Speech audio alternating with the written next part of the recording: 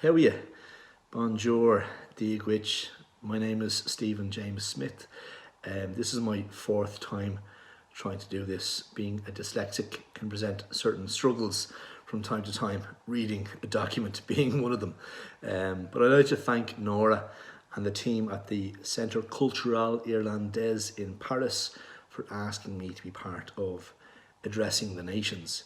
To be honest, I was a bit freaked out when I was asked at first, and when I saw the list of contributors I thought, why the fuck have they asked me?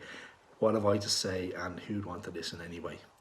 You might be expecting some kind of impassioned speech from me, but I'd rather focus on people than grand ideas. Saying that, in Joyce's Ulysses, the main character Bloom is asked what a nation is, and his response goes like this: a nation, says Bloom, a nation is the same people living in the same place. By God, then, says Ned, laughing. If that's so, I'm a nation for living in the same place for the past 5 years. So for this, I'd rather focus on a person who outlines a nation, and I wonder what their motives are. So here we go. I'm only here to chart the natural beauty of landscape, for the eye must look to the horizon and wonder. My wondering makes me wander.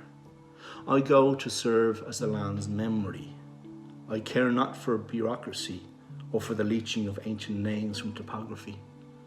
That's why I go, to live on the edge, to leave behind certainty and travel with conviction that's riddled with doubt. What comes after us, nobody knows, and here we are. Every discovery we make has existed for millennia, and we're bold enough to stake a claim and raise a flag. Imagine yourself a map. You push out to feel all the edges, codifying the roughness and tone. Without vocabulary, you echo in caverns and signify the memories of glaciers and valleys. You are a historical document that is imperfect upon completion. Each line in a map is a bloodline, a final frontier that's been endured. You are a body of gold, a spring of water, a meadow of honey that belongs to nobody.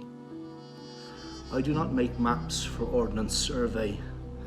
I do it for the chance to chart nature's art, and I pity the nation who uses the protractor and compass to enact segregation. Each revised line is a battle scar where a cartographer doubts their calling. Change is always coming. There's always new steps on an old road. When will we learn the right side of history is leaning on the edge and not always written by the victor?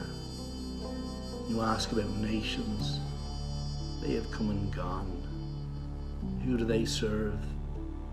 I prefer to serve the estuaries, the ground truth, the moonbeat of the coastline, the areas soon to be submerged as we reclaim again in vain. What is a nation if not vanity? There is an area where lovers have held hands, where monsoons have beaten down sunflowers, where a flying arrow pierced the torso of a native. And are we all not natives here? This area in time will be painted over with azur's blue, as the riding tide will hide an Atlantis-type myth for these moments. Ambiguity and precision overlap in the making of maps. And you ask me, where are we?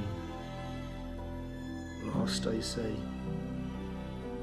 We are lost. So let our bodies dance with the aurora borealis. Then the stars might offer us a way of moving beyond our limited borders. Only then can we put a shape on miracles. Voila, Sinead. That's it. I hope that was all right. Addressing the nations. I don't know, but we need to address our relationship with the land. So anyway, hope you're well. Slán, and thanks again for asking me to be part of this.